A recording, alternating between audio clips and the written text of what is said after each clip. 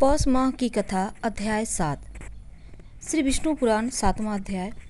बलि चक्रवर्ती सुतल लोक में पहुंचकर पाताल सम्राट के रूप में प्रतिदिन विष्णु के चरणों की अर्चना करने लगा। इस कारण देवताओं को स्वर्ग और इंद्र को स्वर्ग पर आधिपत्य फिर से प्राप्त हो गया। बलि के सुतल लोक के द्वार पर वेत्र दंडधारी विष्णु पहरा दे रहे थे। उन्हीं दिनों रावण सुतल पर विजय पाने के लिए पहुंचा। वह इस विचार से सुतल लोक में प्रवेश करने लगा कि आखिर यह बौना मेरा क्या बिगाड़ सकता है। तब विष्णु ने विशाल रूप धरकर अपने पैर के नाखून से रावण को रोका। रावण लंका में जा गिरा और बेहोश हो गया। इसके बाद उसने कभी पाताल की ओर आंख उठाकर देखने की हिम्मत नहीं की। बलि चक्रवर्ती का यह नियम था कि वह जिस प्रदेश पर शासन करते थे उसका निरीक्षण अदृश्य रूप में वर्ष में एक बार कम से कम अवश्य करते थे। इसी विचार से पृथ्वी पर अपने सुसंपन्नता एवं शांतिपूर्ण शासन तथा वहाँ की शल्य श्यामल फसलों का वे निरीक्षण करने आए। वे सस्यों को पुष्टि और जीवनी शक्ति प्रदान करते थे, कृमि कीटों से उनकी रक्षा करते थे। उनके स्वागत के रूप में दीपावली पर्व मनाया जाता था। दूसरे दिन बलि प्रथमा के रूप में उनकी पूजा की जाती थी।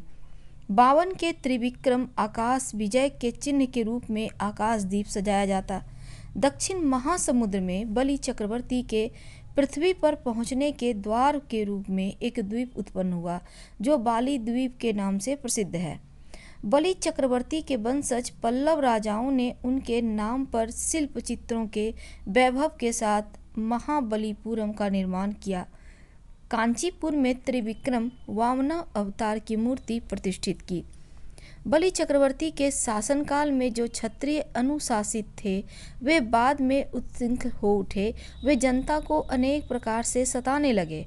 उनके अत्याचारों से जनता में असंतोष फैल गया। पीड़ित प्रजा हमेशा अपने राजा को कोसती रही। राज्य छोटे छोटे टुकड़ों में बट गया। राजा भी परस्पर लड़ने लगे। इस कारण वे भी दुर्बल हो गए। सब जगह अराजकता फैल गई थी। हालात ऐसी थी जिसकी लाठी उसकी भैंस। उनके शासन में जनता त्रस्त हो उठी। उस हालत में विष्णु ने दशावतारों में से छठा परशुराम का अवतार धारण किया। जंगल को समूल काटने के कारण 21 बार क्षत्रियों को परशु से निर्मूल किया और वह साबित किया कि जब जिसकी आवश्यकता होती है उसकी पूर्ति करने के लिए वे अवतरित हुआ करते हैं। उस काल में धरती पर शासन करने वाले शासकों के सिरमौर हे चक्रवर्ती कार्तवीर्यार्जुन सुदर्शन चक्र के अंश को लेकर पैदा हुए थे। किसी जमाने में विष्णु योग निद्रा में निमग्न थे। तब उनके शंख और चक्र के बीच तर्क वितर्क हुआ। इस पर चक्र बोला, सहस्त्र किरण वाले सूर्य को तराशने पर जो रज निकला उसी से विश्वकर्मा ने मेरा निर्माण किया। सहस्त्र कोनों के साथ क्षिप्र गति से घूमते हुए मैंने ही तो असंख्य राक्षसों का संहार किया। मुझे धारण कर विष्णु चक्रिकेश के नाम से विख्यात हुए। तुम तो सिर्फ ध्वनि करते हो और कुछ नहीं जानते। इस पर पांचजन्य शंख को क्रोध आ गया और बोला, हे चक्रपुरुष, तुम्हारा ऐसा घमंड, तुम पृथ्वी पर एक घमंडी के राजा के रूप में पैदा हो जाओगे।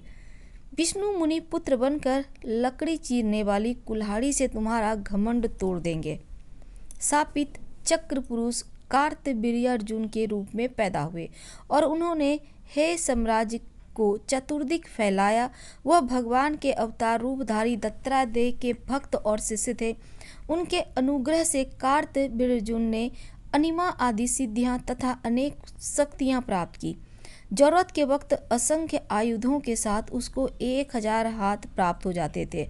यूं सूत महर्षि ने समझाया। इस पर नैमिषारण्य के मुनियों ने पूछा, सूत मुनिंद्र, दत्तात्रेय विष्णु के अवतार ही तो हैं, पर हम यह नहीं जानते कि भगवान विष्णु दत्तात्रेय कैसे कहलाए और क्यों। इसलिए हम दत्तात्रेय की कहानी सुनने को उत्सुक हैं। सूत महर्षि ने दत्तात्रेय की कहानी शुरू की। अत्रि महर्षि ने पुत्र की कामना से भगवान के रूप में विष्णु का स्मरण करते हुए घोर तपस्या की। विष्णु अपने साथ ब्रह्मा और शिव जी को लेकर प्रत्यक्ष हुए और महर्षि से बोले, अत्रि महर्षि, मैं तुम्हारा दत्त बन गया हूँ। हम तीनों एक हैं, इसलिए त्रिमूर्तियों के अंशों से मैं तुम्हारा पुत्र बनूंगा और दत्तात्रेय के नाम से पुकारा जाऊंगा। यूं कहकर वे ब्रह्मा और शिव जी के साथ अदृश्य हो गए। उसी समय नारद त्रिमूर्तियों की पत्नियां होने का गर्व करने वाली लक्ष्मी, सरस्वती, पार्वती के पास पहुँचे और उन्हें अत्रि महामुनि की पत्नी अनसुया के पतिव्रत्य की महिमा को असाधारण बताकर प्रमाणित किया। अनसुया ने त्रिमूर्तियों की पत्नियों के लिए अनेक कार्य किए थे। अनसुया ने गंगा को सताने वाले पाप पिशाचिनियों को निर्मूल किया। नारद से प्राप्त लोहे के चने को पका के दिया। सूर्योदय को रोकने वाली सुमति को मनाकर सूर्य के होने से मरने वाले उसके पति को अनसुया ने पुनः जिलाया। इस पर त्रिदेवियों के मन में अनसुया के प्रति ईर्ष्या पैदा हो गई। उन देवियों ने अनसुया के पतिव्रत्य को बिगाड़ने के लिए अपने पतियों को उनके पास भेजा। ब्रह्मा, विष्णु और महेश यतियों के वेश धार कर अत्रि के आश्रम में पहुँचे। भवती भिक्षांग देहि कहते हुए द्वार पर खड़े हो गए। उस समय तक अत्रि महामुनि अपनी तपस्या समाप्त कर आश्रम को लौटे ना थे। वे अतिथि सत्कार की जिम्मेदारी अनसुया पर छोड़ गए थे। अनसुया ने त्रिमूर्तियों को उचित रूप से स्वागत करके उन्हें खाने के लिए निमंत्रित किया। उस समय कपट यति एक स्वर में बोले, हे साध्वी, हमारा एक नियम है, तुम नग्न होकर परोसोगी तभी हम जाकर भोजन करेंगे। अनसुया ने ओह ऐसी बात है, यह कहते हुए उन पर जल छिड़क दिया। इस पर तीनों अतिथि 3 प्यारे शिशुओं के रूप में बदल गए। अनसुया के हृदय में वात्सल्य भाव उमड़ पड़ा। शिशुओं को दूध भात खिलाया और त्रिमूर्ति शिशु रूप में अनसुया की गोद में सो गए। अनसुया तीनों को झूले में सुलाकर बोली, तीनों लोकों पर शासन करने वाले त्रिमूर्ति मेरे शिशु बन गए। मेरे भाग्य को क्या कहा जाए, ब्रह्मांड ही इनका झूला है। 4 वेद उस झूले के पलड़े की जंजीरें हैं। ओंकार प्रणवनाद ही इनके लिए लोरी है। और यूं वह मधुर कंठ से लोरी गाने लगी। उसी समय कहीं से एक सफ़ेद बैल आश्रम में पहुंचा। द्वार के सम्मुख होकर सर हिलाते हुए उसने पायलों की ध्वनि की एक विशाल गरुड़ पंख फड़फड़ाते हुए आश्रम पर फुर से उड़ने लगा। एक राजहंस विकसित कमल को चोंच में लिए उड़ते हुए द्वार पर उतर गया। अत्यंत प्यारे लगने वाले रंग बिरंगे पिल्ले पूंछ हिलाते हुए घर में घुस पड़े। उनके साथ एक नाक फैलाकर फन आ पहुंचा। उसी समय महती वीणा पर नीलांबरी राग का आलाप करते नारद और उनके पीछे लक्ष्मी, सरस्वती, पार्वती आ पहुंची। नारद अनसुया से कहते हैं, माताजी, अपने पतियों से संबंधित प्राणियों को आपके द्वार पर पाकर ये तीनों देवियां यहाँ पर आ गई हैं। ये अपने पतियों के वियोग के दुख से तड़प रही हैं। इनके पतियों को कृपया इन्हें सौंप दीजिए। अनसुया ने विनयपूर्वक तीनों देवियों को प्रणाम करके कहा, माताओं, उन झूलों में सोने वाले शिशु अगर आपके ही पति हैं तो आप इनको ले जा सकती हैं। तीनों देवियों ने चकित होकर देखा। एक समान लगने वाले तीनों शिशु गाढ़ी नींद में सो रहे थे। इस पर लक्ष्मी, सरस्वती और पार्वती संकोच करने लगी। तब नारद ने उनसे पूछा, आप क्या अपने पति को पहचान नहीं सकती? आप ले जाइए, नहीं जल्दी गोद में उठा लीजिए। देवियों ने जल्दी में एक एक शिशु को उठा लिया। वे शिशु एक साथ त्रिमूर्तियों के रूप में खड़े हो गए। तब उन्हें मालूम हुआ कि सरस्वती जी ने शिव जी को, लक्ष्मी जी ने ब्रह्मा को और पार्वती जी ने विष्णु को उठा लिया है। तीनों देवियां शर्मिंदा होकर दूर जा खड़ी हुई। इस पर ब्रह्मा, विष्णु, महेश्वर इस तरह सटकर खड़े हो गए मानो तीनों एक ही मूर्ति के रूप में मिल गए हों। उसी समय अत्रि महर्षि अपने घर लौट आए। अपने घर त्रिमूर्तियों को पाकर हाथ जोड़ने लगे। तभी ब्रह्मा, विष्णु और महेश्वर ने एक होकर दत्तात्रेय रूप धारण किया। मध्य भाग में विष्णु और एक ओर ब्रह्मा, दूसरी तरफ शिव के मुखों के साथ हाथों में शंख, चक्र, गदा, पद्म, त्रिशूल और कमंडल तथा कंधे पर लटकने वाले भिक्षा पात्र सहित त्रिमूर्ति के रूप में विष्णु दत्तात्रेय का अवतार लेकर अत्रि और अनसुया के पुत्र बने।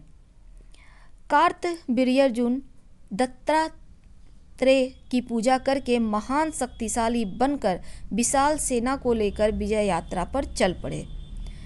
जमदग्नि महर्षि के पुत्रों में राम आखिरी व्यक्ति थे।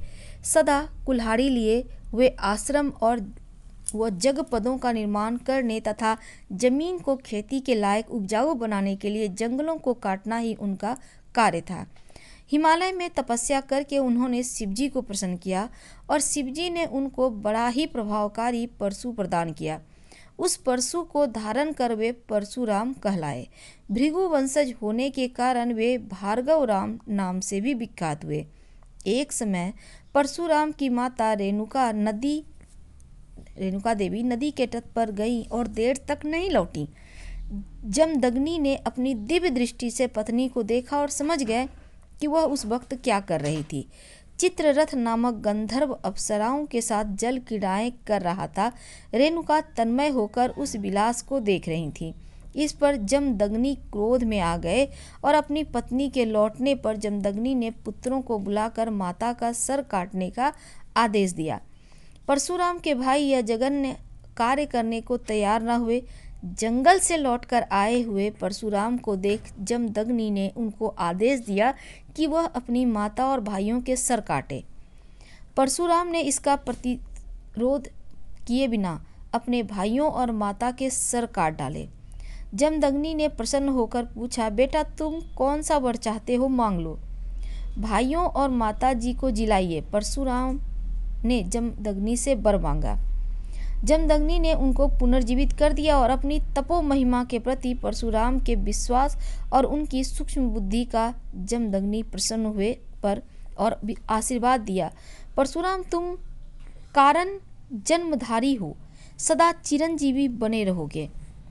कार्तवीर्यार्जुन अपनी विजय यात्रा समाप्त कर अपनी राजधानी महिष्मती नगर को लौट रहा था। उसी मार्ग पर जमदग्नि का आश्रम था। उस समय राजा और सैनिक बहुत ही भूखे थे। जमदग्नि ने कामधेनु अंश वाली अपनी होमधेनु की वजह से उन सबको भारी भोज दिया। वह गाय जो चाहे असंख्य लोगों को भी देने की क्षमता रखती थी। कार्तवीर ने सोचा कि ऐसी गाय उसके पास रहे तो सैनिकों के लिए आहार की समस्या हल हो सकती है।